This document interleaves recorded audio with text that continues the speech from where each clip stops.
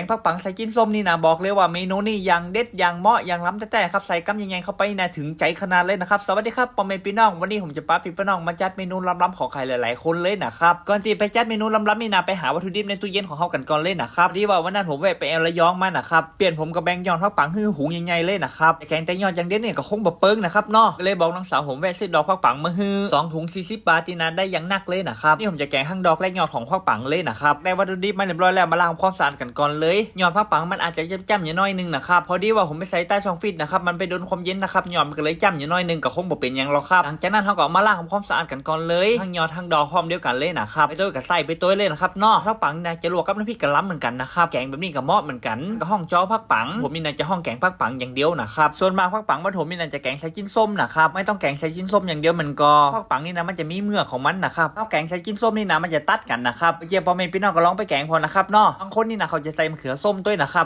วันนี้ผมก็ใส่มะเขือส้มเหมือนกันครับใส่ลูกเดียวกับป้อเนาะหลายบดีนะครับพอดีว่าจิ้นส้มของผมมันส้มอยู่แล้วนักลงไปนี่นะเดี๋ยวมันจะกลายเป็นลูกตองอย่างนี้เนาะ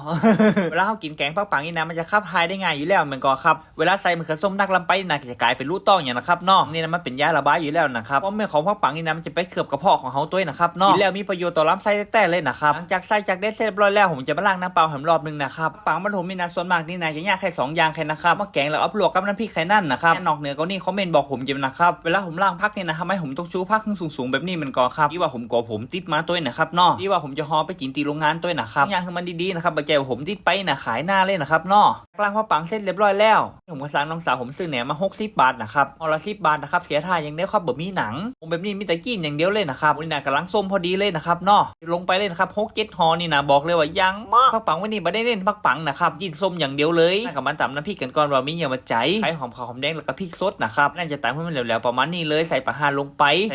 ลวกกระตำให้มันเหลวๆประมาณนี้นะครับเริ่มเดือดเรียบร้อยตักน้ำพริกแกงลงไปขาดไปได้คือน้ำล้างโคกน้ำพริกแกงลงไปเรียบร้อยแล้วก็ก้นให้น้ำพริกแกงมาแตกตัวกันก่อนทีนี้มาปรุงรสชาติตามใจชอบกันก่อนนะครับว่ามีอย่างใจเกลือชูรสดี3 ทายเขาเหมือนเดิมหลังจากใส่เครื่องปรุงลงไปเรียบร้อยแล้วเข้ากันอย่างน้อยหนึ่งครับหลังจากนั้นก็มาตักปกกับฟ้องขวางกันก่อนหลังจากตักปกตักฟ้องขวางเรียบร้อยแล้วมาใส่ผักปังของเขาลงไปเลยนะครับวันนี้แกงทั้งยอดทั้งดอกบอกเลยว่ายังเหมาะเป็นจะได้จากใส่ผักปังลงไปเรียบร้อยก็ก้นให้ผักมันยุ่มไปย่อมกันก่อนหลังจากผักปังเริ่มยุ่มเรียบร้อยแล้วมาใส่มะเขือส้มลงไปอย่างน้อยหนึ่งนะครับหลังจากนั้นจะใส่จิ้นส้มลงไปเลยนะครับใส่จิ้นส้มลงไปเรียบร้อยก็กดให้มันแตกตัวอย่างน้อยหนึ่งนะกดนี่นะมันจะเป็นชิ้นเป็นนั้นมันบ่ล้ำนะครับนอกจากอันนะเรียกว่าเมนูแกงผักปังใส่จิ้นส้มวันนี้นะบอกเลยว่ายังเด็ดผมจะใส่ลูกโดจีลงไปอย่างน้อยหนึ่งนะครับบอกเลยว่ายังเหมาะความเผ็ดนี่นะอันแกงผักปังกับประมาณนี้เลยนะครับพี่น้องก็ลองไปยังไปแปลงออเดอร์เมนูนี่นะยังเด็ดเลยนะครับตอนสมัยเป็นละออนนี่นะผมบอกมักขนาดนะครับแกงผักปังนี่นะแม่ผมแกงแต่ละครั้งนะผมให้ใครห้องขนาดแล้วครับแกงผักปังนี่นะบ่ชอบเลยปังนี่นะมันมีเมือกนะครับบ่ล้ำเลยนะครับบ่มักเลยบ่กินเลยนะครับมาทำงานชมบุรีใครนั่นนะครับเนาะกับข้าวบ้านๆกับข้าวเม้งๆนี่นะผมอยากกินทุกเมนูเลยนะครับแกงผักปังสำหรับตัวผมนี่นะมันจะออก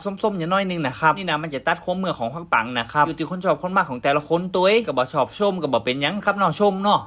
แกงผักปังนี่นะมันต้องกินตอนท่อนๆนะครับถึงมันจะเหมาะท่อนตอนส้มนี่นะบอกเลยว่าสุดยอดตอนนั้นชมบุรีเนี่ยก็หากินยากเหมือนกันครับผักปังนี่นะเมื่อนั้นจะมาขายเตื้อบ้านเฮานี่นะจะปลูกกินเองกันเลยนะครับปังผักม่วนไก่ผักแซวนี่นะเป็นผักลิ้มรั่วเลยนะครับเนาะคนผมนี่นะแทบจะไม่ได้ซื้อเลยครับผักปังแบบนี้เอาตึงนั่นนะครับแกงผักปังแบบนี้แล้วคิดถึงแกงผักม่วนไก่เลยนะครับปังบ้านก็ห้องผักม่วนหมูนะครับแต่บ้านผมนี่นะห้องผักม่วนไก่ใส่ไข่ไก่แหมกำนาบอกเลยว่ายังเหมาะ